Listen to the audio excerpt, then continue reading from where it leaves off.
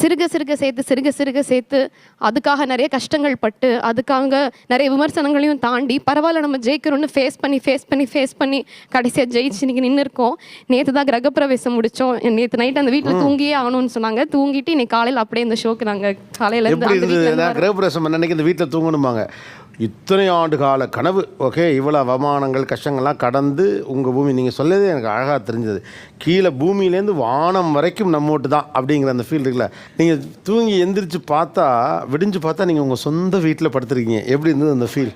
அந்த சூரிய கதிர்களே அந்த ஜன்னலோட கோடு இருக்கும்ல, அந்த கோடை தாண்டி அந்த ஷேடோ அந்த செவுத்துல வந்து பட்டிருந்தது.